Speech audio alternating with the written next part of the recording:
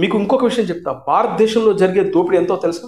బుద్ధి జ్ఞానం ఉంటే తెలుసుకో, ఫస్ట్ తెలుసుకొని మాట్లాడు. చిరంజీవి అనగానే ఎగేసుకొని వస్తారు మీరంతా. అంటే బాబాసాహెబ్ అంబేద్కర్ రచించినటువంటి రాజ్యాంగాన్నే నువ్వు అవమానిస్తున్నావు. మీ కళ్ళు దొబ్బాయా లేకుంటే మెదళ్ళు ఏమన్నా పెద్ద మేధావిలాగా, నేను పెద్ద పొడిచొచ్చిన జర్నలిస్ట్ లాగా? ఆ మహావృక్షం ఎండ వాన చలి తుఫాన్లను తట్టుకొని నిలబడి ఇలాంటి చీడ పురుగులు కానీ చెదలు కానీ ఏమీ చేయలేవు.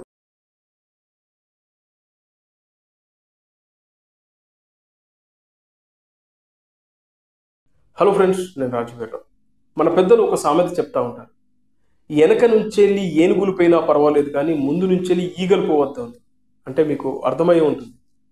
వెనక నుంచి కోట్లాది రూపాయల దోపిడీ జరుగుతున్నా కూడా ముందు నుంచి, అంటే మన కళ్ళ ముందట మన భారత రాజ్యాంగం కల్పించినటువంటి హక్కులను తీసుకుంటే ఇక్కడ సమస్య వచ్చి పడింది. ఈ విషయం మీకు ఎందుకు చెప్తున్నానంటే, గత 4-5 రోజుల నుంచి వెళ్ళి, దానికి ముందు నుంచి ఒక వారం రోజుల నుంచి వెళ్ళి ఒక వ్యక్తి మన భారతదేశంలో, ముఖ్యంగా మన ఆంధ్రప్రదేశ్ తెలుగు రాష్ట్రాలైనటువంటి ఆంధ్రప్రదేశ్ తెలంగాణలో ఎమ్మెల్యేలు ఎంపీలు తీసుకునేటువంటి పెన్షన్ల మీద ఒక వ్యక్తి పదే పదే జనాలను తప్పుదోవ పట్టించే కార్యక్రమాలు చేస్తూ ఉన్నాడు.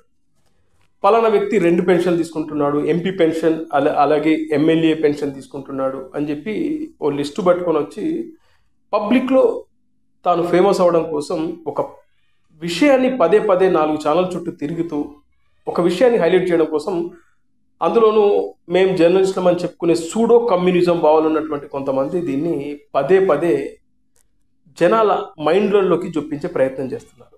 దాని వెనుకాల జరుగుతున్న వాస్తవం ఏంటి అనేది ప్రజలకు చెప్పకుండా పదే పదే కొంతమంది వ్యక్తులపై, ముఖ్యంగా సమాజంలో కొంతమంది పేదల పట్ల కానీ సమస్యల్లో ఉన్నటువంటి జనాల పట్ల కానీ ఒక మంచి ఉద్దేశంతో చేసే సేవాభావాన్ని కూడా మర్చిపోయి చేస్తున్నటువంటి ఏదైతే అసత్య ప్రచారాలు కానీ బురద జరిగే కార్యక్రమాలు జరుగుతున్నాయో దానిపైనే నేను క్లారిటీ ఇవ్వాలి. ఈ సూడో కమ్యూనిజం భావాలు ఉన్నటువంటి కొంతమంది జర్నలిస్టులు, వాళ్లకు బుద్ధొచ్చేలాగా ఈ వీడియో ఉండబోతుంది. మన భారత రాజ్యాంగం ప్రకారం, బాబాసాహెబ్ అంబేద్కర్ గారు రచించినటువంటి రాజ్యాంగం ప్రకారం మన భారతదేశంలో చట్టసభల్లో పాల్గొన్నటువంటి, అంటే పోటీ చేసి గెలిచినటువంటి ఎమ్మెల్యేలు అలాగే ఎంపీలకు, చట్టసభల్లో గలం వినిపించినటువంటి ప్రజాప్రతినిధులకి, ఆ తర్వాత వాళ్ళు మళ్ళీ ఎమ్మెల్యేగా పోటీ చేసినా పోటీ చేయకపోయినా, ఎంపీగా ఉన్నా ఉండకపోయినా వాళ్ళకు పెన్షన్ ఇస్తారు. ఒక వ్యక్తి ఎమ్మెల్యేగా పోటీ చేసి కాలక్రమేణా తర్వాత మళ్ళీ వచ్చే ఎన్నికలకు, ఆ తర్వాత ఎప్పుడో ఎంపీగా పోటీ చేస్తాడు, అప్పుడు గెలుస్తాడు. అంటే ఆయనకు డబుల్ పెన్షన్ వస్తుందన్నమాట. MLA pension and MP pensions వస్తున్నాయి.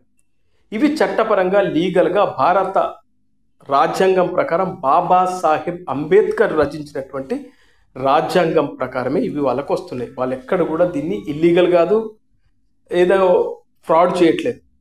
వాళ్ళకు భారత ప్రభుత్వం ద్వారా వాళ్ళకు వస్తున్నాయి. ఆ ఎమ్మెల్యేలు ఎంపీలు కనుక చనిపోతే వాళ్ళకు సంబంధించినటువంటి ఆ మాజీలు, నేను అనేది ఆ మాజీ ఎమ్మెల్యేలు కానీ ఎంపీలు కానీ చనిపోతే వాళ్ళ కుటుంబ సభ్యులైనటువంటి వాళ్ళ భార్యకు ఈ పెన్షన్స్ రావడం ఇది కామన్.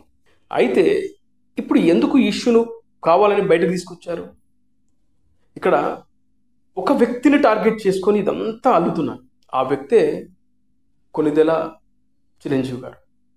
ఆయన ఎమ్మెల్యేగా, తిరుపతి ఎమ్మెల్యేగా గెలిచారు. ఆ తర్వాత రాజ్యసభ సభ్యుడిగా ఆయన పనిచేశారు. ఇప్పుడు చిరంజీవి గారి మీద ఏదో రకంగా బురద చల్లాలంటే ఎవడో ఒకడు ఏదో ఒక ఇష్యూను బయటకు తీసుకొస్తాడు. అలా తీసుకొచ్చింది ఈ పెన్షన్ల ఇష్యూ. పెన్షన్లు ఇవాళ కొత్తగా ఇస్తున్నారా?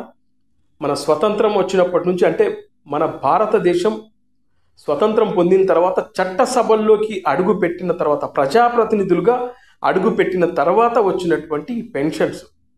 లాల్ కృష్ణ అద్వానీ గారు, ఆయన కుటుంబ సభ్యులు కూడా ఇప్పటికీ పెన్షన్ తీసుకుంటున్నారు. సోనియా గాంధీ గారు కూడా ఇప్పటికీ పెన్షన్ తీసుకుంటున్నారు. రాహుల్ గాంధీ గారు పెన్షన్ తీసుకుంటున్నారు. సరే, నార్త్ ఇండియన్స్ గురించి చెప్పుకుంటూ పోతే కోకొల్లలు ఉన్నాయి. సరే, మన తెలుగు రాష్ట్రాలు తీసుకుందాం. ఇవాళ మన తెలంగాణ ముఖ్యమంత్రి రేవంత్ రెడ్డి గారు, ఆయన మల్కాజ్గిరి ఎంపీగా గెలిచారు. మల్కాజ్గిరి ఎంపీగా గెలిచిన తర్వాత ఆ ఎంపీ పెన్షన్స్ కూడా ఇప్పుడు తీసుకుంటున్నాడు ఆయన. అదేవిధంగా ఆయన ఎమ్మెల్యేగా చాలాసార్లు పనిచేశారు. మొన్న కూడా ఎమ్మెల్యేగా గెలిచారు. ఆ తర్వాత ముఖ్యమంత్రి అయ్యారు. ఆయనకు కూడా డబుల్ పెన్షన్స్ వస్తూ ఉన్నాయి. ఇక తెలంగాణ విషయానికి వస్తే అలా చాలామంది ఆంధ్రప్రదేశ్లో ఉన్నారు. కేసీఆర్ గారు కూడా తీసుకుంటున్నారు ఎంపీగా, అదేవిధంగా ఎమ్మెల్యేగా. అదేవిధంగా ఆంధ్రప్రదేశ్ విషయానికి వస్తే దివంగత మాజీ ముఖ్యమంత్రి వైఎస్ రాజశేఖర రెడ్డి గారికి సంబంధించినటువంటి కుటుంబ సభ్యులు పెన్షన్ తీసుకుంటున్నారు. అదేవిధంగా ప్రస్తుత శాసనసభ్యుడు మాజీ ముఖ్యమంత్రి అయినటువంటి జగన్మోహన్ రెడ్డి కూడా డబుల్ పెన్షన్ తీసుకుంటున్నారు. ఎమ్మెల్యేగా అదేవిధంగా ఎంపీగా పెన్షన్ తీసుకుంటున్నారు. ఇలా చెప్పుకుంటూ పోతే దేశంలో చాలామంది ఉన్నారు. ఓన్లీ చిరంజీవి గారిని ఎందుకు టార్గెట్ చేస్తున్నారు? ఇవాళ వైఎస్ రాజశేఖర రెడ్డి కుటుంబం ఏమైనా పేద కుటుంబమా? ఎన్ని ప్రాజెక్టులు ఉన్నాయి, సిమెంట్ ఫ్యాక్టరీలు, మీడియా ఛానల్స్, కోకొల్లలు, పవర్ ప్రాజెక్టులు, కోకొల్లలు, వాళ్ళ సంపాదనకు అంతే లేదు. మరి వేల కోట్లు సంపాదిస్తున్నటువంటి Jaganmohan Reddy family, Y S Rajasekhara Reddy family ఎందుకు పెన్షన్స్ డబుల్ పెన్షన్ తీసుకుంటున్నారు? వాళ్ళు వదిలేయచ్చు కదా. మరి ఈ పెన్షన్స్ 30 నుంచి 50 వేల వరకు చేసి ఉంటారు తెలంగాణలో. ఎందుకంటే గత కేసీఆర్ గారి ప్రభుత్వం ఉన్నప్పుడు 30,000 నుంచి 50,000 చేశారు. ఇలా చూస్తే వీళ్ళకు ₹1,00,000 వస్తున్నాయి అనుకుందాం, ఇంకా తక్కువనే వస్తాయి. జిఎస్టీ కట్ అయిపోయి అన్ని కట్ అయిపోయి 50,000 ₹1,00,000 డబుల్ పెన్షన్ ఉంటే ₹1,00,000 తక్కువనే వస్తాయి. ఈ ₹1,00,000తో ఒక మాజీ ఎమ్మెల్యే మాజీ ఎంపీ అయినటువంటి చిరంజీవి గారు ఏమైనా కోట్ల ఆస్తులు సంపాదిస్తున్నాడు దీని ద్వారా? ఇవాళ మీరు చిరంజీవి గారి గురించి మాట్లాడే ముందు ఒక్కసారి చిరంజీవి గారు చేసినటువంటి సేవా కార్యక్రమాల గురించి ఎందుకు మాట్లాడారు? చిరంజీవి గారి గురించి మీరు మాట్లాడాల్సి వస్తే ఎపిసోడ్ 100 ఎపిసోడ్లు చేయొచ్చు. సూడో కమ్యూనిజం భావాలు ఉన్నటువంటి మహిళా జర్నలిస్టు అమ్మా తల్లి, నువ్వు 100 ఎపిసోడ్లు చేయొచ్చు. మరి ఎందుకు చేయలేకపోతున్నావు? చిరంజీవి గారి మీద బురద జల్లడం కోసం పని గట్టుకొని దిక్కుమాలిన ప్రచారం తీసుకొస్తావు. దేశం మీద ఇలాంటి డబుల్ పెన్షన్లు తీసుకునే వాళ్ళు కోకొల్లలు ఉన్నారు. పైగా ఇది మన రాజ్యాంగం కల్పించినటువంటి హక్కు. అంటే బాబాసాహెబ్ అంబేద్కర్ రచించినటువంటి రాజ్యాంగాన్నే నువ్వు అవమానిస్తున్నావు. ఇవాళ చిరంజీవి గారు చేసేటువంటి కార్యక్రమాల గురించి నువ్వు ఒకసారి తెలుసుకో. Blood bank, I bank, corona టైంలో ఒక్కటేమిటి, ఆయన ఇంటి నుంచి ఇవాళటికి కూడా ప్రతిరోజు 5 నుంచి 10-15 లక్షల వరకు విరాళాలుగా సహాయ కార్యక్రమాలకు వెళ్తూ ఉంటాయి. ఆ మాత్రం నీకు జ్ఞానం లేదా? తెలుసుకునే బుద్ధి జ్ఞానం ఉంటే తెలుసుకో, ఫస్ట్ తెలుసుకొని మాట్లాడు. ఎందుకంటే చిరంజీవి అనగానే ఎగేసుకొని వస్తారు మీరంతా. ఆయన చేసే సేవా కార్యక్రమాలు ఇవాళ ఏ రాజకీయ నాయకుడు, ఏ ప్రజాప్రతినిధి కూడా చేయట్లేదు. ఇది సత్యం. కోట్లాది రూపాయలు విరాళంగా ఇస్తున్నాడు ఆయన. ఆయన ఇంటికి ఒక యాక్టర్ కానీ లేదంటే ఒక డైరెక్టర్ తర్వాత కాలక్రమేణా బాగా చితికిల పడి ఆయన ఇంటికి వెళ్ళి నేను ఇబ్బందుల్లో ఉన్నాను, నా పిల్లలు చదివించుకోలేకపోతున్నానంటే డబ్బులు ఇస్తున్నాడు, చెక్కులు ఇస్తున్నాడు. ఎంతోమంది నటీనటులకు వైద్య సహాయాన్ని అందించాడు. వాళ్ళందరూ మీడియా ముందుకు వచ్చి ఎన్నోసార్లు ఎన్నో టీవీ ఛానల్స్లో ఎన్నో యూట్యూబ్ ఛానల్స్లో ఇంటర్వ్యూలు ఇచ్చారు.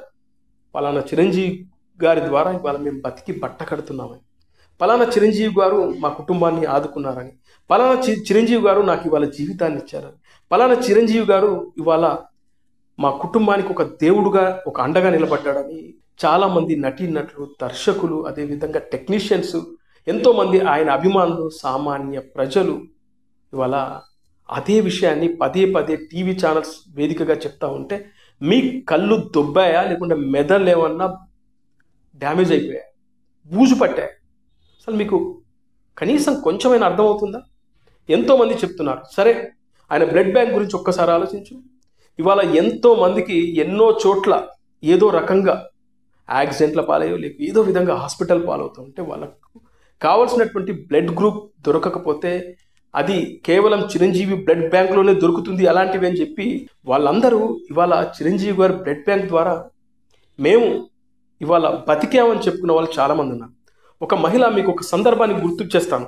మీ కమ్యూనిజం భావాలు ఉన్నటువంటి కమ్యూనిస్టు నాయకుడే నారాయణ ఒకరోజు చిరంజీవి గారి మీద ఒక నీచమైన కామెంట్ చేస్తే ఆ తర్వాత అతను గోదావరి జిల్లాలోకి వెళ్ళినప్పుడు, వర్షాలు వచ్చినప్పుడు గోదావరి జిల్లాలోకి వెళ్ళినప్పుడు ఒక మహిళ ఈ నారాయణను పట్టుకొని పిచ్చ తిట్టుడు తిట్టింది.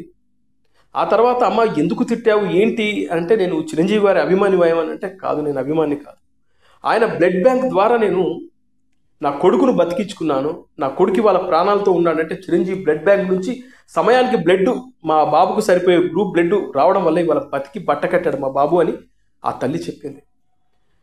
అలాంటి వాళ్ళు ఎంతోమంది ఉన్నారు, ప్రాణాలు నిలబెట్టుకున్నారు. సరే, ఆ బ్లడ్ ఆ స్టోరేజ్ చేయడానికి దానికి సంబంధించినటువంటి వివరాలు ఎప్పుడైనా సేకరించావా? మహాతల్లి, నీకే పెద్ద మాట్లాడుతూ ఉంటావు, మేధావిలాగా మాట్లాడుతూ ఉంటావు, నాకే ప్రపంచం అంతా తెలిసినట్లు పెద్ద లెక్చర్ ఇస్తావు. ప్రాంప్టర్ లేకపోతే ఒక్క ముక్క మాట్లాడలేవు. నువ్వు పెద్ద మేధావిలాగా, నేను పెద్ద పొడిచొచ్చిన జర్నలిస్ట్ లాగా పెద్ద ఏదేదో డబ్బాలు కొడుతూ ఉంటావు. ఇవాళ ఒక బ్లడ్ బ్యాంక్ సంబంధించి స్టోరేజ్ చేయాలంటే ఎంత ఖర్చు అవుతుందో నీకు తెలుసా? వెళ్ళి చిరంజీవి బ్లడ్ బ్యాంక్, కాకపోతే మన తెలంగాణలో కొన్ని బ్లడ్ బ్యాంకులు ఉన్నాయి, వెళ్ళి కనుక్కో. ఫస్ట్ దాని మీద ఒక వీడియో చేయను. అలాగే ఆ బ్లడ్ బ్యాంక్లో పనిచేసేటువంటి డాక్టర్లకి, ఉద్యోగస్తులకు ఎవరు జీతాలు ఇస్తున్నారు? చిరంజీవి గారు ఆయన సొంత కష్టార్జితంతో ఇవాళ ఆ బ్లడ్ బ్యాంక్, ఐ బ్యాంక్ నడిపిస్తున్నాడు. తెలుసుకో, ఫస్ట్ తెలుసుకొని మాట్లాడు. కరోనా టైంలో ఏ ప్రజాప్రతినిధి కూడా ముందుకు రాలేదు. తెలుగు సినీ కార్మికుల కోసం ముందుకొచ్చింది చిరంజీవి గారు. అప్పటి తెలంగాణ రాష్ట్ర ప్రభుత్వమే ముందుకొచ్చి తెలుగు సినిమా ఇండస్ట్రీని ఆదుకుందాం, వాళ్ళకు మనం వాళ్ళ కష్టాల్లో ఉన్నారు అని చెప్పేసి వాళ్ళకేం డబ్బులో లేకుంటే బియ్యమో నిత్యావసర సరుకులేమి ఇవ్వలేదు చిరంజీవి గారు తన సొంత కష్టార్జితాన్ని తెలుగు సినిమా ఇండస్ట్రీకి సంబంధించిన కార్మికులకు నిత్యావసర సరుకుల్ని అందించాడు. అదేవిధంగా చాలామందికి ఆక్సిజన్ సిలిండర్స్ లేక చనిపోతూ ఉంటే చాలామందికి ఆక్సిజన్ సిలిండర్స్ అంటే ఆక్సిజన్ బ్యాంకు పెట్టి అందించారు. ఇలా చెప్పుకుంటా పోతూ ఉంటే చిరంజీవి గారి గురించి నీకు స్పెషల్లీ నీకే చెప్పేది 100 ఎపిసోడ్లు చేయొచ్చు. నువ్వు ఫస్ట్ దాని మీద ఫోకస్ పెట్టు. మీకు ఇంకొక విషయం చెప్తా, భారతదేశంలో జరిగే దోపిడీ ఎంతో తెలుసా? ఫస్ట్ దాని గురించి మాట్లాడు. ఇవాళ అవినీతి చక్రవర్తులు మన భారతదేశంలో కోకొల్లలు ఉన్నారు. ఎంపీలుగా, ఎమ్మెల్యేలుగా, రాష్ట్ర మంత్రులుగా, ముఖ్యమంత్రులుగా ఉన్నారు. మన భారతదేశంలో ప్రతి చోట అవినీతి జరుగుతుంది. పవర్ ప్రాజెక్టులు, నీటి ప్రాజెక్టులు, రోడ్స్, మెడికల్స్, విద్యా వ్యవస్థలు, ఇలా చెప్పుకుంటూ పోతా ఉంటే ప్రతి దాంట్లో అవినీతి జరుగుతూనే ఉంది. తహసీల్దార్ లాంటి వ్యక్తి దగ్గరికి, అంటే కులం సర్టిఫికేట్ మీద సంతకం పెట్టమని ఒక తహసీల్దార్ స్థాయి ఉన్న వ్యక్తి దగ్గరికి వెళ్తే అక్కడ కూడా లంచం. మన భారతదేశంలో లంచం లేకుండా పని జరగట్లేదు. ఆ విషయం నీకు తెలుసు.